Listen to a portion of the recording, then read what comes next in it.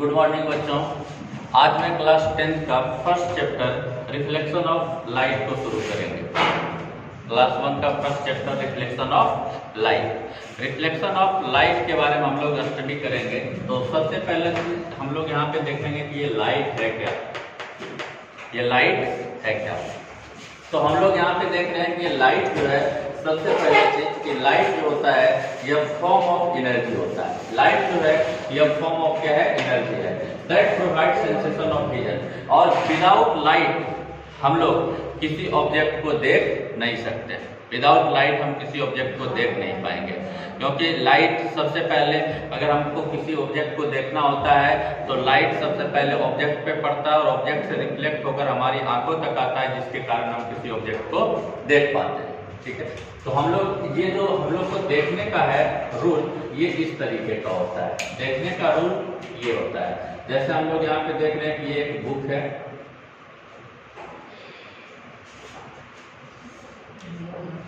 और यहाँ पे है ये सन। ये सन से लाइट आया, यहाँ पे टकराया और इस तरह से रिफ्लेक्ट होकर जब इस तरफ गया तो यहाँ पे हम लोग का आंख है, जिसके कारण हम इस ऑब्जेक्ट को देख पाते हैं। तो हम लोग यहाँ पे देखें, लाइट जो है यह फॉर्म ऑफ एनर्जी है और ये प्रोवाइड करता है सेंसेशन ऑफ विजन। और विजन का जो देखने का जो फेनोमेना है, विजन का जो फेनोमेना हम लोग का यहाँ पे देख रहे हैं, ये तरीका, ये ऑब्जेक्ट है, ये आई है और ये सोर्स ऑफ लाइट है, सोर्स ऑफ लाइट। तो हम लोग यहाँ पे देखें, लाइट जो है फॉर्म ऑफ एनर्जी है और ये प्रोवाइड करता है सेंसेशन ऑफ विजन। हम लोग यहाँ पे देखेंगे ये फॉर्म ऑफ एनर्जी कैसे है, लाइट फॉर्म ऑफ एनर्जी कैसे है। तो लाइट फॉर्म ऑफ एनर्जी इस वे में है कि हम लोग देखते हैं लाइट से सबसे पहले एनर्जी को लेता है कौन, प्लांट लेता है। और प्लांट जो एनर्जी से अपना फूड का फॉर्मेशन करता है, उसके फूड को हम लोग ग्रहण करते हैं और हम लोग ग्रहण करके हम लोग को एनर्जी मिलता है।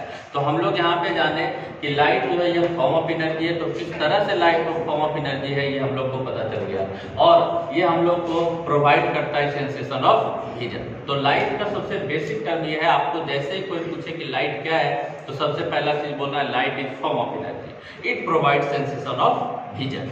तो हम लोग का फर्स्ट टर्म ये इंट्रोडक्शन का लाइट का सबसे फर्स्ट टर्म ये था।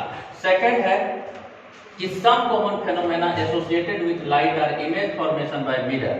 मतलब लाइट से रिलेटेड सम कॉमन फेनोमेना। सबसे पहला चीज तो लाइट जो होता है, ठीक है, ये इमेज का फॉर्मेशन करता है। लाइट अगर नहीं रहेगा तो कहीं पे इमेज का फॉर्मेशन नहीं होगा।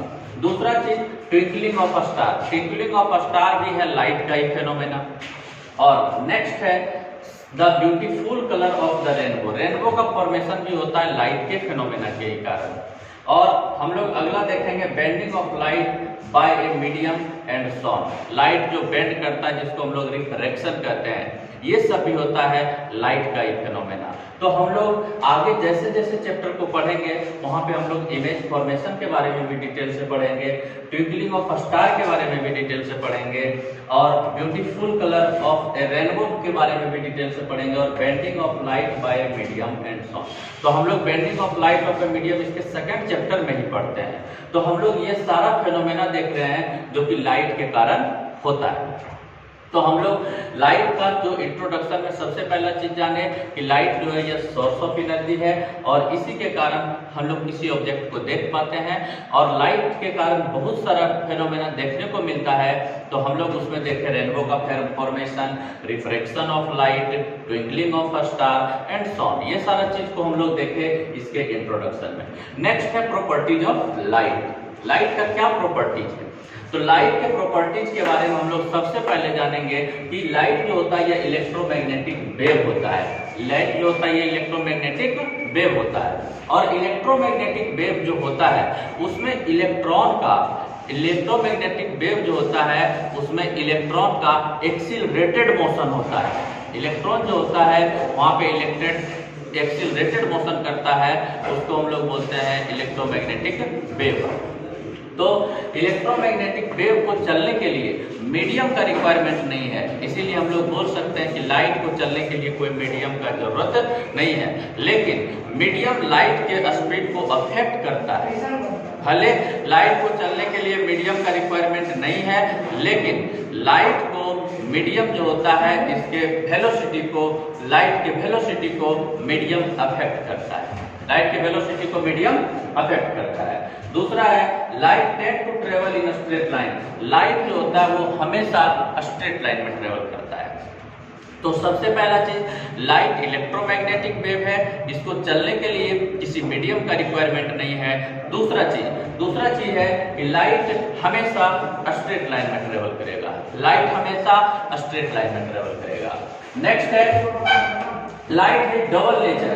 हम लोग जब क्लास 12th में जाते हैं तो लाइट के बारे में पढ़ते हैं कि लाइट डबल नेचर का है, और ये लाइट का जो डबल नेचर है तो इस नेचर को सबसे पहला तो हम लोग बोलते हैं, एक तो वेव नेचर होता है इसका, और इसका एक होता है पार्टिकल नेचर। एक तो वेव नेचर होता है और एक पार्टिकल नेचर होता है। तो हम लोग यहाँ पे लाइट के बारे में डबल नेचर के बारे में पढ़ते हैं, और इसको हम लोग क्लास 12th में कोई फोटो इलेक्ट्रिक इफेक्ट भी करता है। तो हम लोग इसके बारे में, ये जो डबल नेचर ऑफ मैटर है, ये लाइट जो है डबल नेचर का है, ये wave as well as particle, ये हम लोग क्लास 12th में देखेंगे।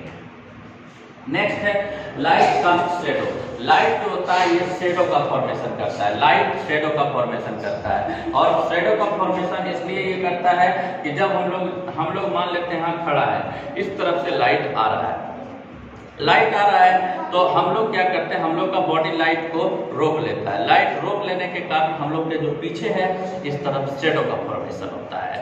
तो लाइट ही है जो कि शेडो का फॉर्मेशन करता है। जब हम लोग लाइट के आगे कोई ऑपेक ऑब्जेक्ट को रख देते हैं तो लाइट को वो क्या कर लेता है, रोक लेता है, और पीछे की तरफ शेडो का फॉर्मेशन हो जाता है।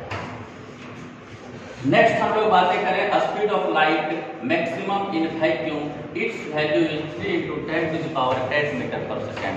सबसे ज्यादा लाइट का स्पीड होता है वैक्यूम में, जिसका वैल्यू है 3 × 10⁸ मीटर पर सेकेंड, और इसी को आप बोल सकते हैं 3 लाख किलोमीटर पर सेकेंड। 3 लाख किलोमीटर पर सेकेंड।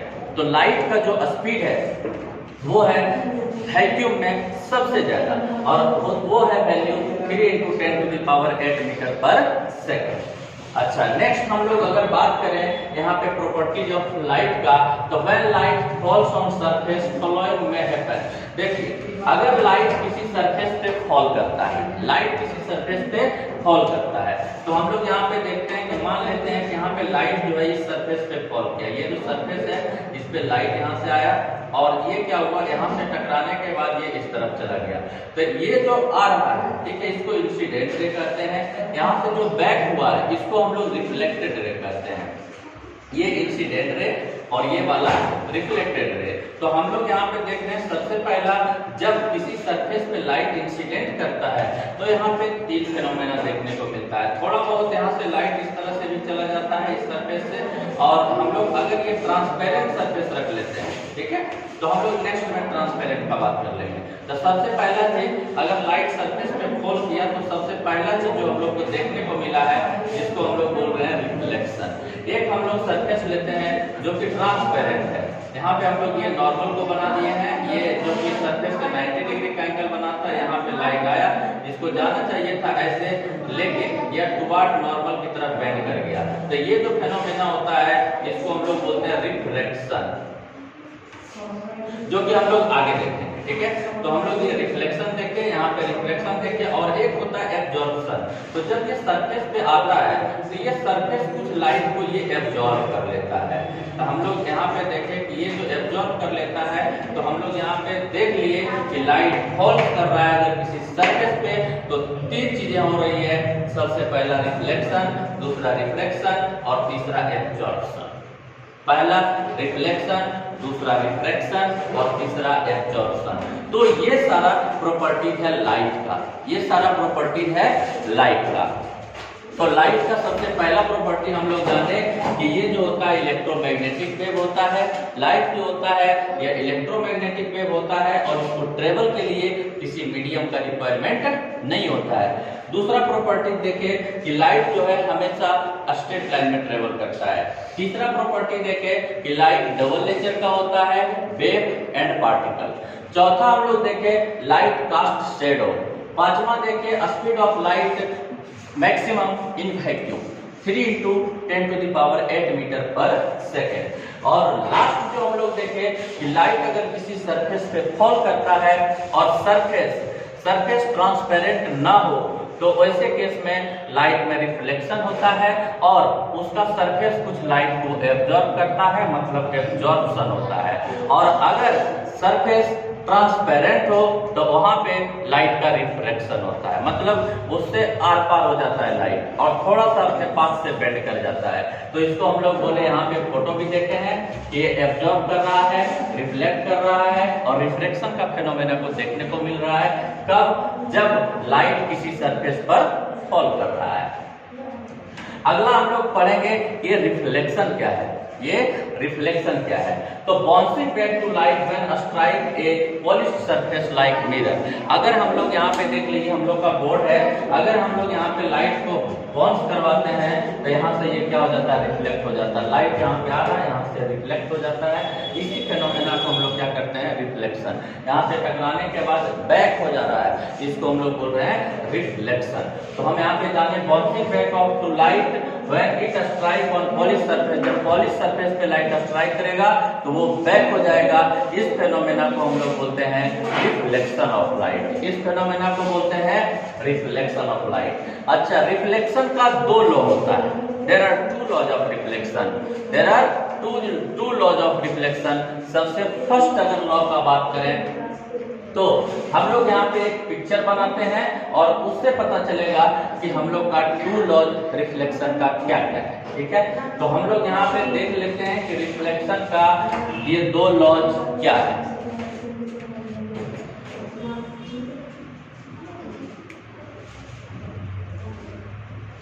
ये लाइट इंसिडेंट कर रहा है और यहाँ से ये रिफ्लेक्ट कर रहा है। यहाँ पे हम लोग एक नॉर्मल का फॉर्मेशन कर लेते हैं और नॉर्मल से जो इंसिडेंट रे, इसका नाम है इंसिडेंट रे, इसका नाम है रिफ्लेक्टेड रे। ये इंसिडेंट रे और ये रिफ्लेक्टेड रे, और ये जो 90 डिग्री का एंगल सरफेस से बना रहा है इसका नाम है नॉर्मल। अगर हम लोग यहाँ से नॉर्मल से इंसिडेंट रे की तरफ एंगल का फॉर्मेशन करते हैं तो ये एंगल आई का लग रहा है, इसको हम लोग करते हैं angle of incidence, angle of incidence. और यहाँ से अगर रिफ्लेक्टेड रे के तरफ अगर हम लोग एंगल का फॉर्मेशन करते हैं तो एंगल आर बोलते हैं इसको बोलते हैं angle of reflection, angle of reflection. तो हम लोग यहाँ पे बोले एंगल आई और एंगल आर, इसको हम लोग बोल देते हैं इंसिडेंट एंगल और इसको बोल देते हैं रिफ्लेक्टेड एंगल।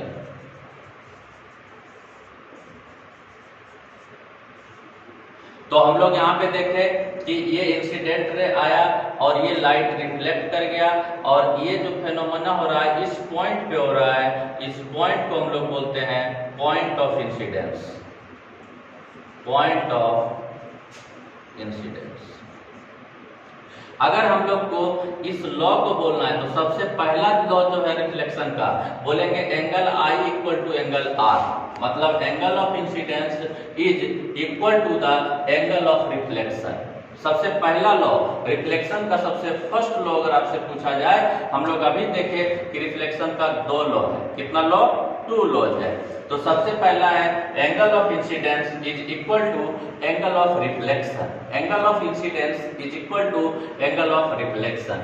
दूसरा है, अगर दूसरा आपसे पूछा जाए तो दूसरा बोलेंगे incident rays, reflected rays and point normal और light on point of incidence all lie in same plane.